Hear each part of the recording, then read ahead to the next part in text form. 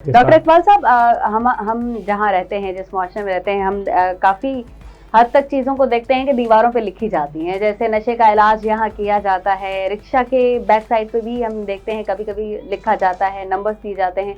Rehabilitation centres तो हमारे पास हैं, वहाँ इलाज कैसे होता है? फिर हमें साइकियाट्री की क्या ज़रूरत है अगर वहाँ इलाज हो रहा है तो? अच्छा, दरअसल कोई भी रिहेबिलिटेशन सेंटर बगैर साइकियाट्रिस्ट के होना ही नहीं चाहिए। ये ऐसे ही है कि अगर आपने एक सॉफ्टवेयर बंदा बनाया, हार्डवेयर इंजीनियर नहीं होगा तो फजूल है।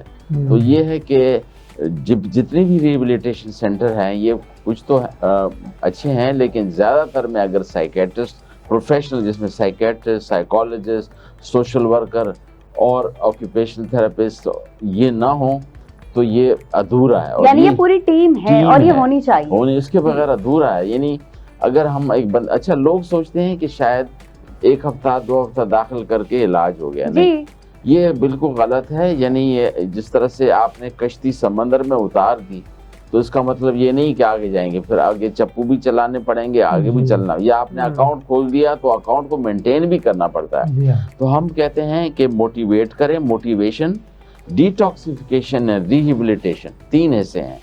लोग सिर्फ डिटॉक्सिफिकेशन को इलाज समझते हैं, जो कि गलत है।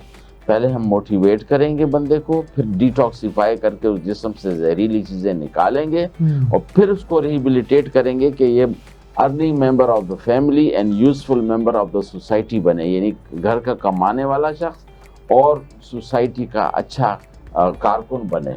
तो उसके लिए ये है कि ये अधूरे हैं। ये जब तक हम ये तीनों चीज़ों को ना देखें, और रिहेबिलिटेशन सेंटर जो मशरूम की तरह उगे हुए हैं, इसमें मैं ये देखता हूँ कि एंटी नारकोटिक फोर्स ने भी इसमें काफ़ी काम किया है।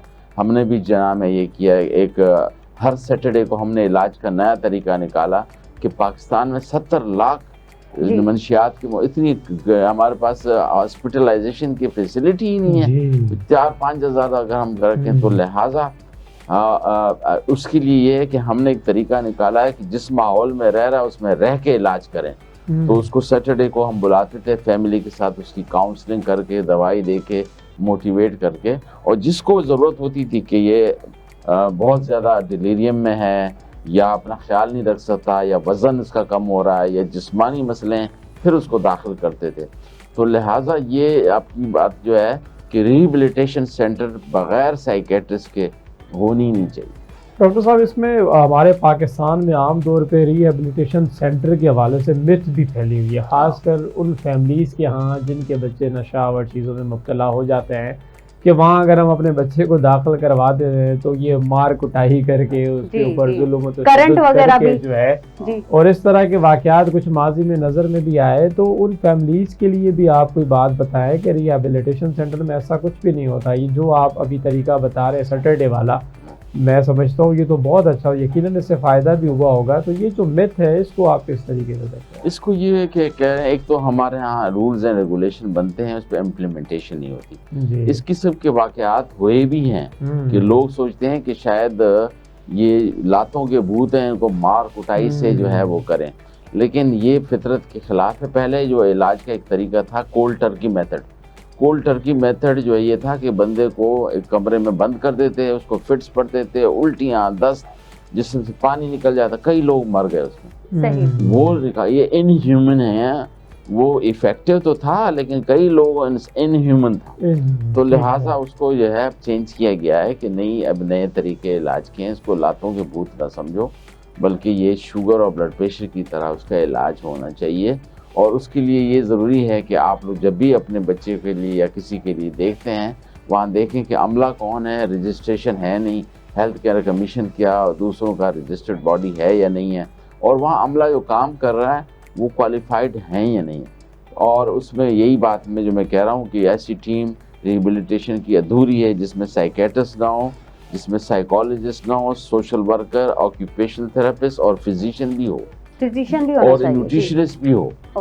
ये जो है सब मिलके इसको देखते हैं कि हर एंगल से देखें, होलिस्टिक अप्रोच के तहत इसको इंसान बनाएं। यानी ये गाड़ी है, उसका टायर भी सही होना चाहिए, ऑयल भी पूरा होना चाहिए, हर चीज़ पूरी होनी चाहिए। सही। डॉक्टर इकबाल साहब, अब आते हैं अल्कोहल पे। अल्कोहल के लिए यही हमने सुना है कि किडनीज खराब होती हैं और बहुत कुछ हो सकता है, नुकसान हो सकता है। दूसरा, جو بیئر ہے، بیئر سے پینے سے کچھ بھی نہیں ہوتا، نشہ بھی نہیں ہوتا اور خون صاف ہوتا ہے، کیا کہیں گے؟ دیکھیے پہلی بات تو یہ ہے کہ الکوہل جی جو ہے وہ 100% مرے فوراً بندہ مر جائے، 100% تو ہوتی ہی نہیں ہے اور وہ رکھتے بھی نہیں ہیں جی الکوہل کے اندر، لیکن بیئر میں کم مقدار ہوتی ہے الکوہل۔ اب الکوہل جو ہے ڈائریکٹ ہٹ کرتی ہے پہلے جگر کو جی اور دماغ کو، جسم کے کسی حصے کو بھی نہیں چھوڑتی، اور لوگ سوچتے ہیں کہ شاید میں اس سے جو ہے تیز ہو گیا ہوں، بڑا ہو گیا ہوں، میرا بڑی چیز بلڈ ہو صاف گئی ہو ہوں، گیا۔ تو حالانکہ اس کا شروع میں تھوڑا ایفیکٹ ایسا ہوتا ہے لیکن جنرلی وہ ڈپریس کرتا ہے دماغ کو، تو لہٰذا یہ الکوہل جو ہے یہ ساری بیماریوں کی جڑ ہے۔ اس کو جو ہے اس میں بندہ کو یہ نہیں پتہ چلتا ہے کہ یہ میری بہن ہے، یہ میری ماں ہے، یہ میرا سینئر ہے، تو اس کا جو ہے رویہ جو ہے ایسا عجیب و غریب ہوتا ہے۔ اور اس میں ایک مسئلہ یہ بھی ہے کہ ہمارے دماغ میں انہیبیشن ہوتی ہے، غیر ضروری لطیفت سینئر کے سامنے نہیں کہیں گے، بہن کے سامنے یا خواتین کے سامنے ہم کمپوز ہوں گے، اس میں وہ بریک ختم ہو جاتا ہے۔